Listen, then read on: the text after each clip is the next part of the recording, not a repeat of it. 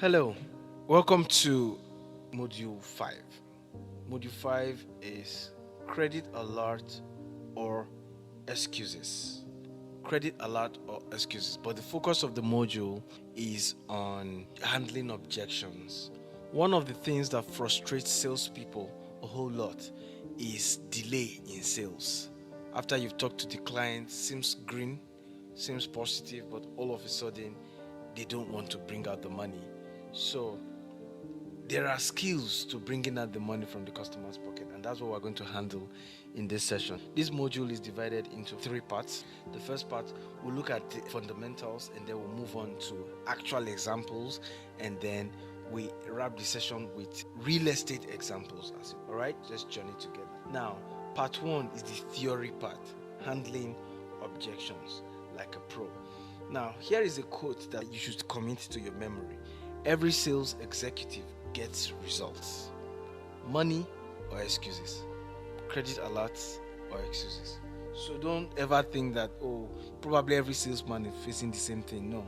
Everyone gets results. Either excuses or money. But if your game is tight, you get money. If your game is weak, you get excuses all the time. Alright, I have been training salespeople across sectors, fintech, real estate, education, across technology. All right, I've trained salespeople in several sectors. One thing that they always say to me is that everything you said, I have practiced all my life, especially the ones that are not so good, but they have been in sales for a while. They say, everything, Mr. Terry, everything you said, I have practiced, but 70% of my prospects, they start ghosting me when it's time to make payment. Am I doing something wrong? The answer is yes. The answer is yes. You are doing something wrong. Others will say, Terry, these clients are very annoying. They make you feel that they will buy and all. Some will give you dates, but then start to act up. And it seems you didn't do the right things. What could I possibly have done wrong? One of my answers to people like this is usually 2 things. I always tell them 2 things that you may have done wrong. 1, you did not prospect properly. You did not do your research. When you were prospecting the customer, you did not take notes. You did not identify when he was making a promise versus when he was lying to you. You took a confirmatory yes for a commitment yes. We'll talk about that in negotiation. So those are some of the things that we do wrong. And then the second thing I always tell people that you may have done wrong is you did not handle the objections. You just assume that this person trusts your company. You did not make sure that the person trusts the product, trusts your company, trusts you. And then you did not understand their buying temperature. What is their threshold for action?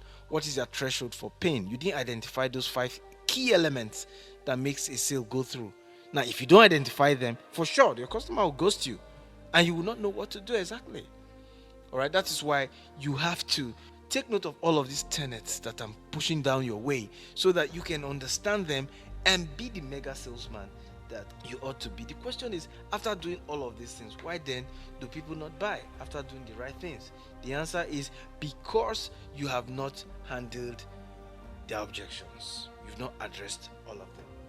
So, this topic is going to focus on objection handling. There are 3 ways you can handle objections. There are several theories, all right, but 3 basic ways. It's either you go through it, above it, or below it. Those are 3 ways you go, just as represented by the diagram on the screen. There are several frameworks and critical examples that I'll show you. The first framework is solve. Support, you have to support, you have to obtain, listen, validate, and explain. So support the buyer's concern, obtain the reason for the concern, listen to the reason in full, validate your understanding of the issue, and then explain how you can solve the problem or the concern. That's the first framework. All right, you should memorize that if possible. Take a screenshot of it and look through them once in a while. Now, the next thing, what exactly is objection?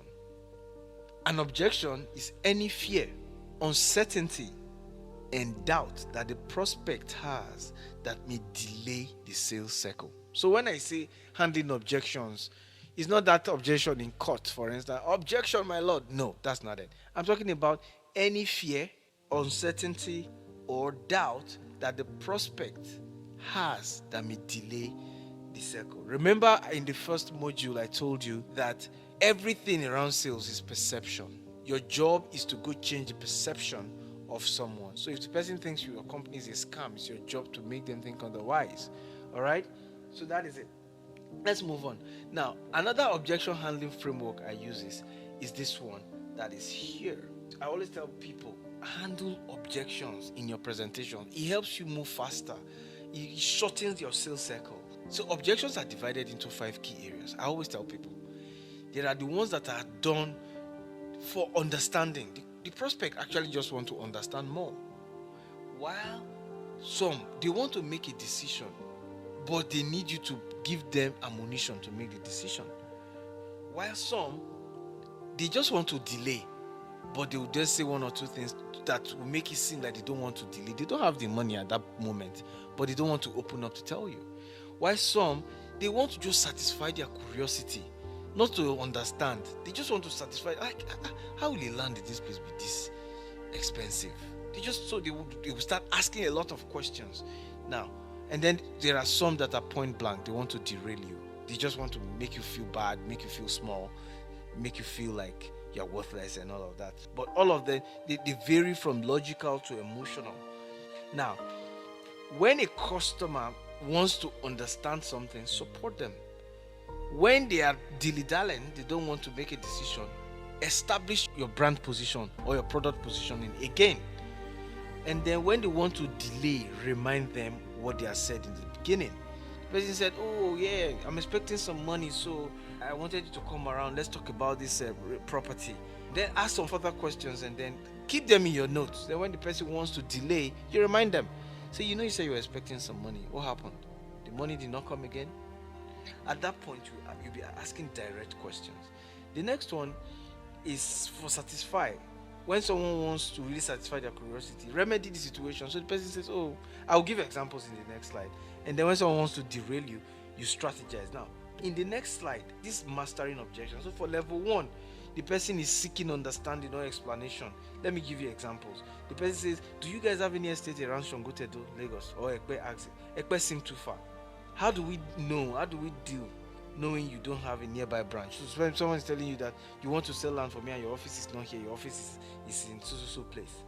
Or the person says, I have serious concerns buying real estate from a real estate company. What would you do? So this person just wants further education. Your job is not to tell you that answer. After all this thing I've explained to you. No, don't do that. Explain to them. If your branch is around, correct the impression. Just give them explanation. The next level 2 objections are objection with the intent. They want to make decisions, they want to validate one or two things, they want to make comparison with competitors. Examples will be, your prices are too high. Do you allocate immediately? And then, if I buy today, can I have access to the property immediately? Other companies do it.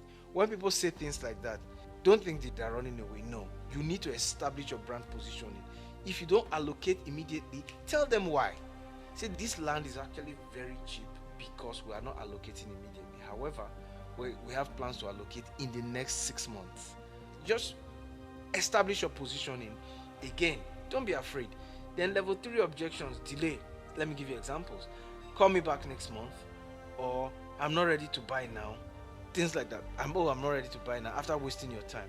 Rather than do that, reevaluate your position. Qualify what you've said. Remind them that they have said that if you answer all their questions correctly, they will buy. And then ask them really hard questions that would remind them of what they have said, so that it can push, their decision. Then level 4 is when the customer is showing genuine concern. Let me give you examples. Say, my friend that bought from you has not been allocated this land. Or, your company is not very well known and it's a concern for me. Or, I wouldn't want to be scammed. I have had such experiences before with a company like yours. What this person simply is doing is trying to express their concerns, and what you should do is to show empathy and remedy the situation. So you say, my friend bought from me and has not been allocated. Ask them, when your friend was signing up, did we promise them that we're going to allocate immediately? He said, no, yeah. So the allocation is going to happen on so date. I would like you to come with your friend for that allocation. Just satisfy them. Say something that makes them feel good and not feel bad. Then if they want to derail you, examples are, Your company is a scam. I know them. I know you. I know you. Your company is a scam. You're in a presentation and someone is telling the MD that the company is a scam. Or your lands do not have proper documentation. Just say something really pretty careless. Or I already bought land from another company and I am satisfied. After wasting your time, he now comes up with this. What you should do is to re-strategize. Depending on what the person has said, you just re-strategize, ask them a few questions, and then make sure you leave as quickly as possible. Now, talking about the art of closing, and measuring buying temperature. I've said this before in the previous presentation. When the person is talking about, your prices are too high, you pull the I feel your pain tonality. You say, yeah. Some of my clients have told me that the prices are quite high, but the way the real estate is growing in Lagos, land you bought for 1 million today, in another 2 years could be 25 million. So you feel your pain. You tell them like, oh yeah, some of my clients tell me this, but those that said this last year are already happy because the land they bought from us has already appreciated by 40%. If they sell today, they can sell at a premium of 40%. So you can pull all of that. Part 2 is to show you key examples of this. Now, when someone tells you something like, I have serious concerns about buying real estate from your real estate company, what should you do? Here's how to respond to it. First of all, the response block. There has to be a way you respond. You have to learn this. Guys, listen to me carefully. You have to learn. I need you to memorize this. If possible, copy this. But I've gone ahead to do something really beautiful. On this course, you will see resources. You can download an objection handling resources, beautifully done. 15 objections in real estate and how to handle them. So you can practice with those ones and make sure that you know the right response to each objection that is raised in the real estate sector. Now, if there are any objections that are outside of what I have put there in that from my experience, you should sit with your supervisor and then use this framework to come up with new objections that you and your team can then put together, memorize, and use it as ammunition to go into the market. I will just use one example, but there are 5 others here. I'll use just one example so that we can move pretty faster. Now, so the person says, I have serious concerns about buying real estate from real estate companies. Your response block would then be something like, in the last 10 years, we have focused more on customer satisfaction than aggressive branding and PR. That is why I don't really get surprised when my clients think we're a new real estate company. What this person is trying to tell you that he does not know you, that he does not trust you. So you just interpret what they have said and put it back to them that, yeah, it's fine. You may think we're a new real estate company, but we're not. We have been focusing on creating real value. And that is why our customer base spans beyond 4,000 people in Lagos alone who have bought real estate from us. I don't know. If we have not scammed 4,000 people, I don't think it's the 4,001st person that we are going to be scamming for something like that. And then you now offer to resolve, saying, but although you have this concern, if I could introduce you to some of our early customers or our office address in Lagos, Abuja, or any other place, will that give you enough comfort to move ahead with the purchase? Does that sound fair enough? Now, the reason you say this is to get some level of commitment, because the person will think that you cannot convince me. So if you get the commitment from them that, oh yes, if you can convince me, yes, I'll buy. Tell them that I'll remind you, but let me convince you. Do not demonstrate. Do not show picture of 5 of your 5-year-old customers, your 10-year anniversary, social media posts. Just pull up all of your social proofs, customer videos, testimonial videos, and if possible, any customer from your research, any customer that bought from you that's connected to that particular prospect, you can call them up so that they can talk to their friend. All right, so that's how you demonstrate. And once you've done, or you can even take the person to site inspection to show that there is really a land that is there to be bought. All right, with people, you can show them the papers of the land, anything that will make them. So once you have demonstrated it, the next thing, you now tie it down. You now say, Mr. Prospect. By then you would have known his name. Based on what I've shown you so far, you can agree with me that we are not a startup, or you can agree with me that we are not a scam company. You can see that several thousands of people have bought from us over the decade. Now, do you believe what I have shown you? Because if you believe, it's time for you to fulfill your end of the bargain, because you said if I can show you examples or real people that have bought from us, you are going to make commitment. Can I take your commitment now? At that point, it now becomes a matter of integrity. If the person respects their integrity, they'll make commitment, or they'll raise another objection, and then you handle it. If you say your price is too high, this is what you do. You can pause and read that. If they say I'm not ready to buy now, this is what you do. You can pause and read this. Say I wouldn't want to be scammed. This is how to respond to them. And then your lands do not have proper documentation. This is how to respond to them. Now, let's move on to part 3. Part 3 is communicating like a pro. This time you are handling objections like a super duper pro. And I will use 5 examples to illustrate this. Now, in communication, a Harvard Business Research said there are 5 decision styles that executives make. Generally, people. There are the charismatics, the thinkers, the skeptics, the followers, the controllers. Alright? And we are going to look at each of these types with examples. The first one is charismatics. That is an example is Richard Branson. You know Richard Branson now. So he has Virgin Airline, Virgin Cola, and all the rest of it. So Richard Branson is a charismatic, and he said 25% of all executives are in this category. So what should you do when you meet a charismatic? The description of a charismatic is there. There are buzzwords you should use for each type.